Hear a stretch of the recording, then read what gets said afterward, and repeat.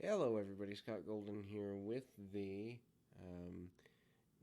WWF Superstars of Wrestling review series for the 22nd of January 1994. This is the day of the Royal Rumble 1994. And Ludwig Borga, who is not on the Rumble that night, I was there. It's the only pay per view I ever attended.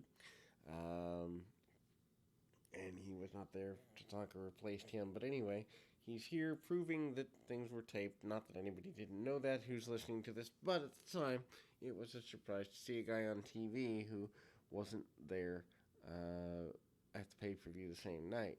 Just kind of confusing. Anyway, at least to a 11, 12 year old kid who didn't know taping schedules yet. Anyhow, Ludwig Borga in an enhancement match. The enhancement talent tries to go after him pretty aggressively. Doesn't work out very well for him.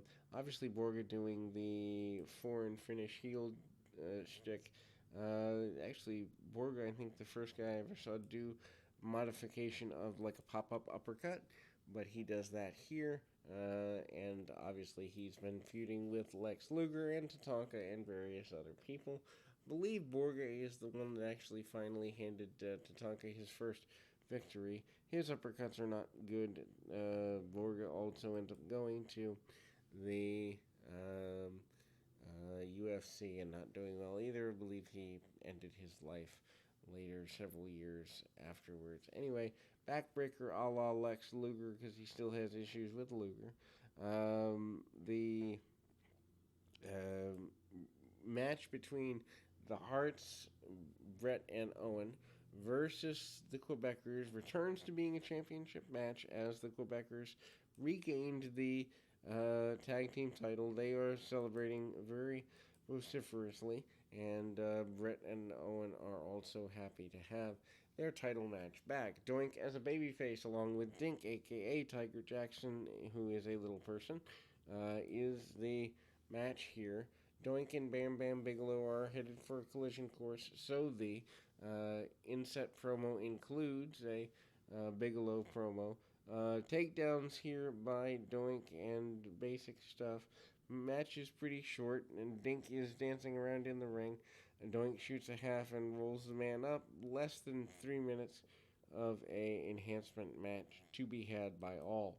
Randy Savage does the Slim Jim commercials, which I'm surprised are still included in this uh, Peacock broadcast or rebroadcast all these years later. Good placement, product placement for everything. Jim Cornette is alongside Mr. Fuji. No Yokozuna actually visibly there. Cornette basically says that Fuji has sent him off to train. Cornette is annoyed at the idea of the damage done by the mental damage done by the casket.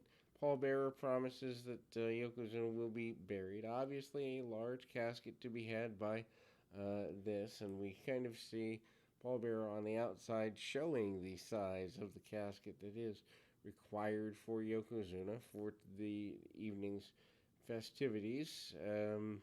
Obviously, Yokozuna wins with the help of several people that we never did learn, but we would assume that Jim Cornette and or Mr. Fuji or a combination of both paid off to help Yokozuna. Shawn Michaels, who has the fake Intercontinental Champion at the time, claiming he never lost it when he was suspended late in 1993.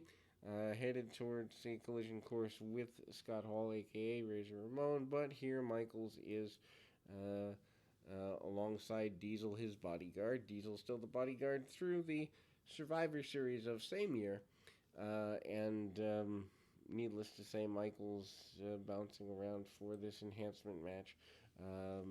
Obviously, he says he doesn't really care in an inset promo who wins the Intercontinental Champion because he's the true Intercontinental Championship that night.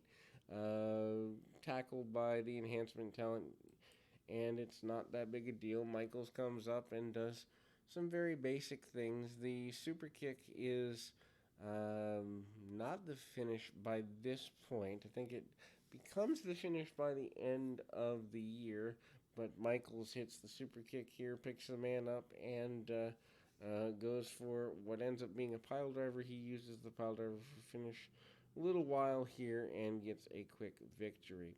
Todd Pettengill again plugs the Royal Rumble for what ends up being the final time. IRS says that Scott Hall, aka Razor Ramon's behind on his taxes, and he is going to, in effect, repossess the Intercontinental Championship belt as a result of this.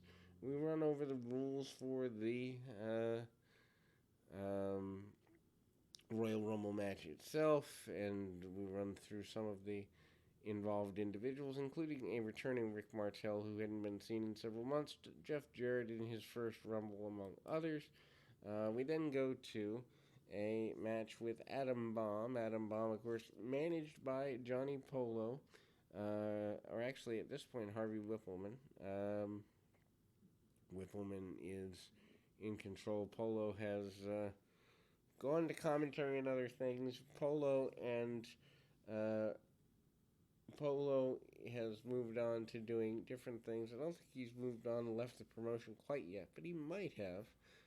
He also is managing the Quebecers at this point, so the need to manage Adam Bomb is less, I would suppose. Anyway, Adam Bomb and Rick Martel are tag team partners here. I did not know that Martel went all the way into 94. Thought he left in 93. Anyway, the Smoking Guns, Bart and Billy. Yes, Billy Gunn, the same Billy Gunn whose sons are currently on AEW, mainly on Dark, but upon further investigation, do get onto Dynamite now and again. Bart and Billy Gunn versus Adam Bomb and Rick Martel is your main deal here. Billy takes the early part of the match for the baby faces, gets some arm drags, basic stuff. Bomb uses a little bit of power, doesn't get as much as he wants on it. Martel comes in, breaks the match down, but uses a more traditional style, which frustrates Bomb for a little bit. Tag off to Bart Gunn. Rick Martel body slams him around and then brings Bomb, the big gun, back in from a power perspective. He's a few steps behind, cuts the ring off, and again we go back to Bart Gunn being in the clutches of Rick Martel. That continues over the course of several minutes.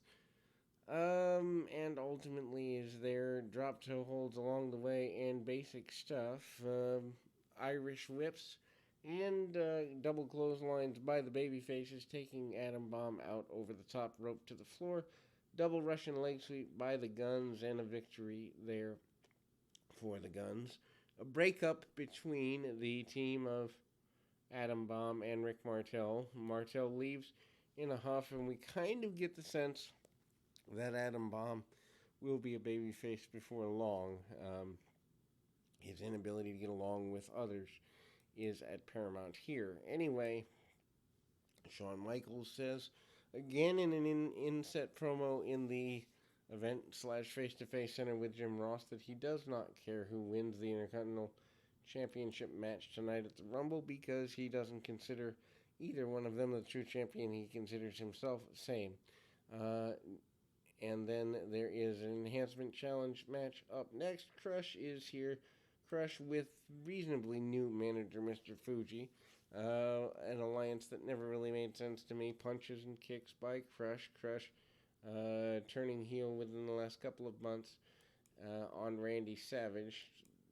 I think Savage probably thought that that was going to go better than it did, because their blow-off match was not at WrestleMania 10, was anything but good. Punches and kicks and basic stuff here. Press slams by Crush, and he gets a obvious victory here. And then we go to more commercials. Bret and Owen Hart talk about winning the championship.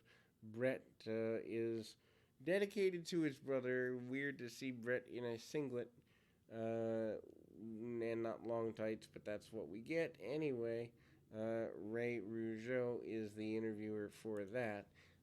Bret promises to dedicate the rest of his career to Owen and winning the tag team championship for the Hart brothers, and they will do so tonight at the Royal Rumble, according to everybody who will listen. Then we see Men on a Mission, Mabel and Mo, tag team.